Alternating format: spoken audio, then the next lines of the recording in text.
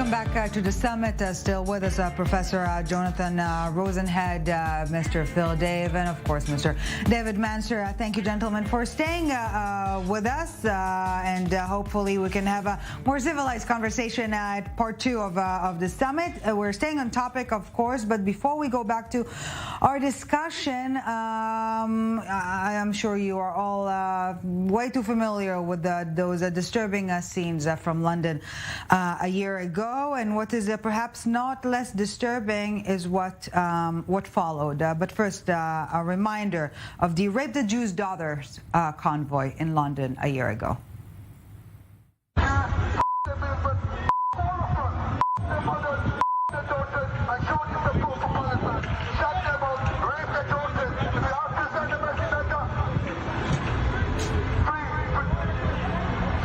And again, as I've mentioned, not less alarming is what happened afterwards, the decision by British prosecution to drop the charges against those involved, which brings me to ask you, gentlemen, should British Jews feel safe in the UK? Another quick fire round of 30 seconds each, and we move on from there.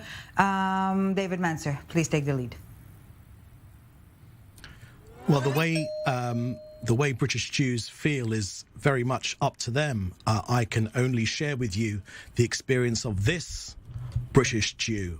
And when I see anti-Semitic incidents rising to the highest ever levels, when I see that sort of activity on the streets of London, when I see Jewish people having to live their lives undercover behind higher and higher walls with more and more security, then I believe that it's time for British Jews to look deep inside themselves and think to themselves, what future do they have in the UK? But of course, it's up to them.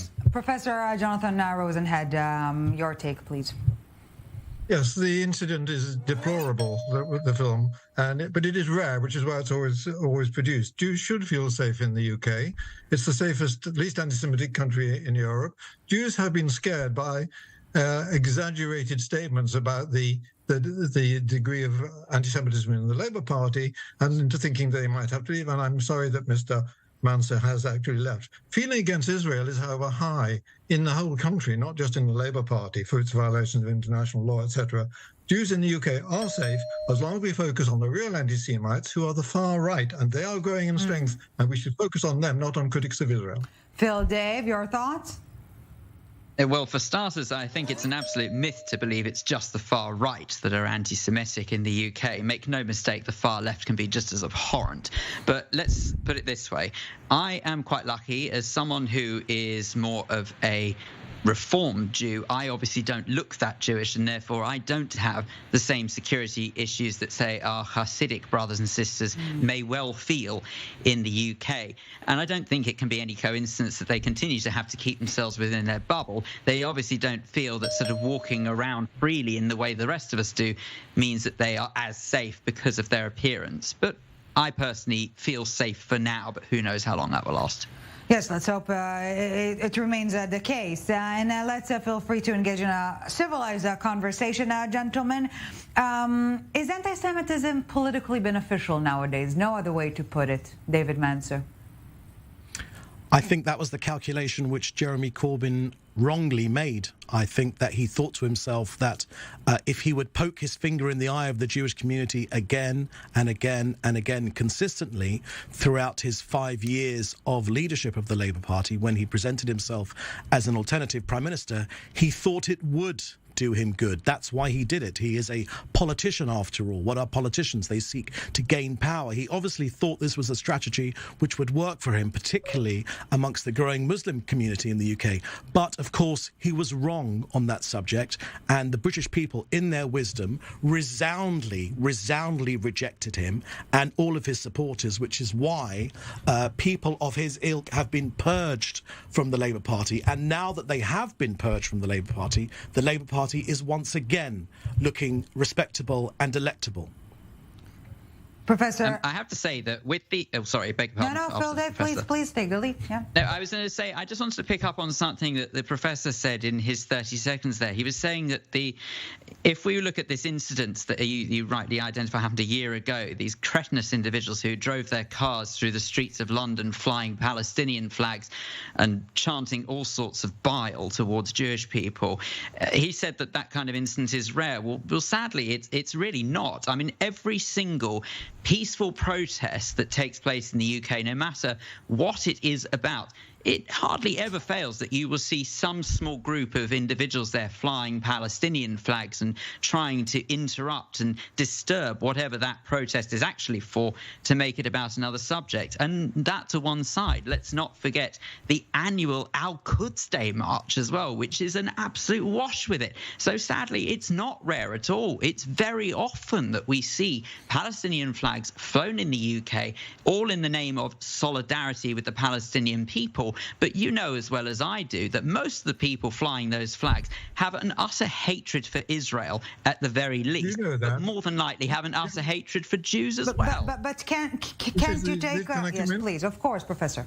There's the same conflation going on all the time, the conflation between anti-Semitism and dislike for Israel's policies, and the idea that by flying a Palestinian flag you're showing that you're anti-Semite. I fly a Palestinian flag. I'm a proud Jew. I think that's disgraceful. I went to Cheder, I went to Shul, was in the Jewish Society, all of the things that Jewish people do. I was a Zionist, and I put money in the little blue box. I don't hate Jews, nor do the other 60 people who've been disciplined for saying things about Israel in the Labour Party, and you are conflating in just the same way. But Professor, while you're able to make this distinction, Professor, please, how can you go on Israeli television and openly admit you have flown a Palestinian flag?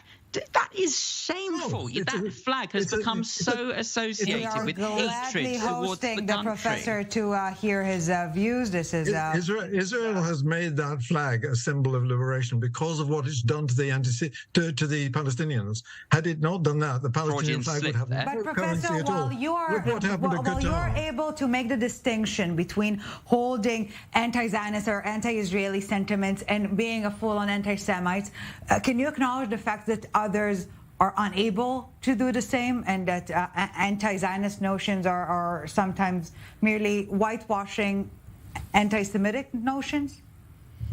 I'm sure that's the case in a very small number of people, but the pro-Palestinian feelings are worldwide. It isn't just on the left. Because of the bile, because of the pure bile and the lies that are spouted about Israel, and I don't understand how it's. But I don't understand how on earth it can possibly be that such an amazing country, you're happy to stand by and watch such lies told in media about it, and then almost be proud of it. It's staggering. I came to Israel in 1956 with the Jewish Agency because I was very strongly in support of it. That I have a whole lifetime of history of being pro-Israel, which only Israel has managed to derail by changing itself. I haven't changed. Of course, blaming Israel. Of course, if Professor Rosenhead, there are so many countries if Professor Rosenhead was genuinely, if Professor Rosenhead was really genuinely supportive of the Palestinian people, then of course he would encourage dialogue.